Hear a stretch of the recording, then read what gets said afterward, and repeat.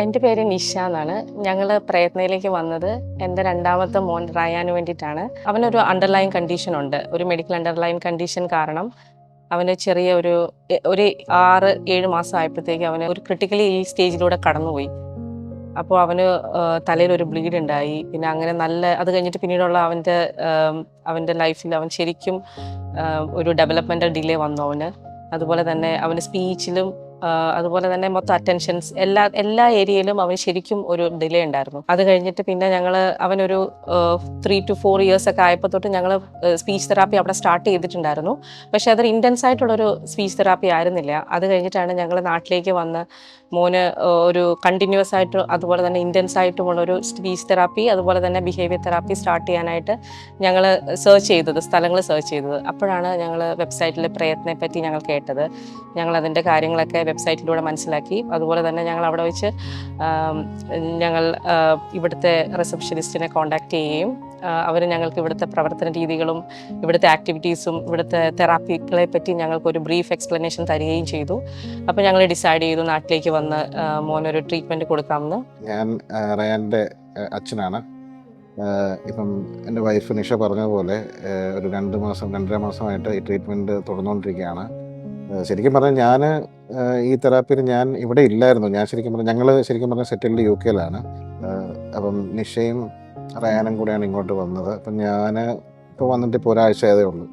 പക്ഷേ എനിക്ക് വന്നു കഴിഞ്ഞ് എനിക്ക് റയാനിൽ ഒരുപാട് ചേഞ്ചസ് എനിക്ക് കാണാൻ പറ്റുന്നുണ്ട്. കാര്യം ശരിക്കും പറഞ്ഞാൽ അവിടെ ഉണ്ടായിരുന്ന സമയത്ത് റയാന് മറ്റാരുമായിട്ട് ഒരു ഐ കോണ്ടാക്റ്റോ അല്ലെങ്കിൽ നമ്മൾ വിളിക്കുമ്പോഴത്തേക്കൊരു റെസ്പോൺസോ അങ്ങനെയുള്ള കാര്യങ്ങളൊന്നും ഇല്ലായിരുന്നു. ചിരിക്കുക പോലും ഇല്ല. അങ്ങനത്തെ ഒരു കുട്ടിയായിരുന്നു.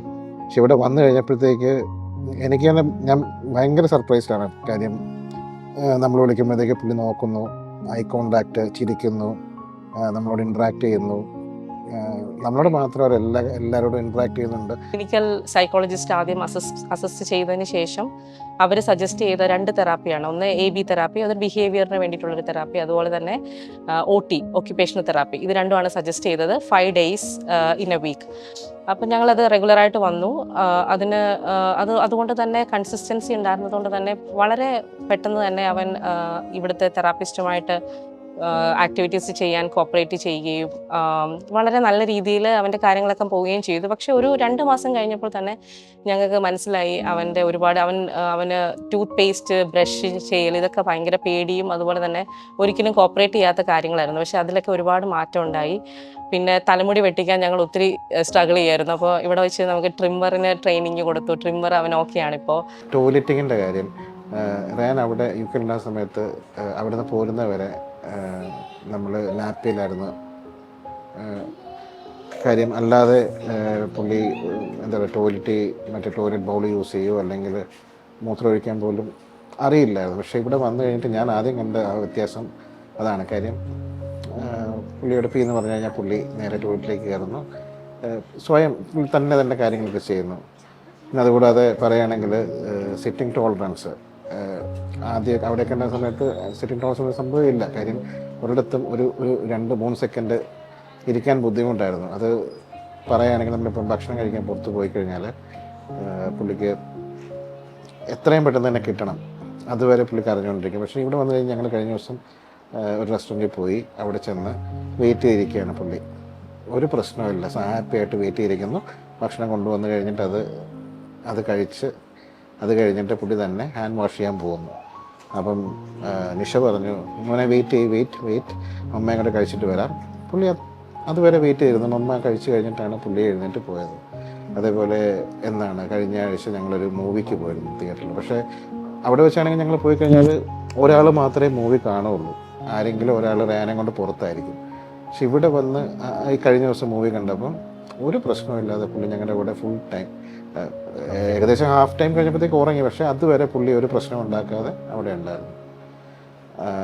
ഞാൻ ഹാപ്പിയാണ്. ഞാൻ പ്രയത്നയുടെ ഈ ഒരു തെറാപ്പിയിലും അവനിൽ വന്ന മാറ്റത്തിലൊക്കെ ഒരുപാട് സന്തോഷമുണ്ട്. അതുകൊണ്ട് തന്നെ ഞങ്ങളിത് ഓൺലൈനായിട്ടാണെങ്കിലും കണ്ടിന്യൂ ചെയ്യാൻ തന്നെയാണ് തീരുമാനിച്ചിരിക്കുന്നത്. അപ്പം നമുക്ക് തെറാപ്പിസ്റ്റായിട്ട് കിട്ടിയിരുന്നത് AB തെറാപ്പിക്ക് കിട്ടിയത് മാളവികയാണ്. മാളവിക വളരെ നല്ലൊരു സ്റ്റാഫാണ്, വളരെ പ്രൊഫഷണലാണ്. അതുപോലെ തന്നെ OT ചെയ്യാനായിട്ട് കിട്ടിയത് ആതിരയാണ്. ആതിരയും വളരെ പ്രൊഫഷണലാണ്. അതുപോലെ തന്നെ അവർ ചെയ്യുന്ന കാര്യങ്ങൾക്ക് അവർക്ക് നല്ല ഡീപ്പായിട്ടുള്ള നോളജ് ഉണ്ട്. അവരെന്താ ചെയ്യുന്നത് എല്ലാത്തിനും ഒരു റാഷണൽ ഉണ്ട്. അപ്പം നമുക്കത് കാര്യമായിട്ട് എക്സ്പ്ലെയിൻ ചെയ്തു തരും. നമ്മൾ വീട്ടിൽ പോയി എന്തൊക്കെ ചെയ്യണം എന്ന് അവർ പറഞ്ഞു തരും.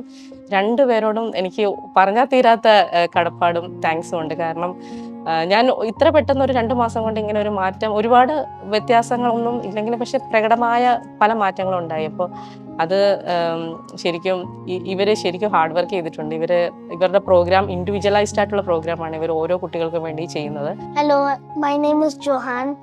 I am Ryan's brother. His positive changes are incredible to me. His knowledge is good. His toilet training is good as well. And he knows sometimes he's a bit cheekier and smarter than us somehow. And I'm happy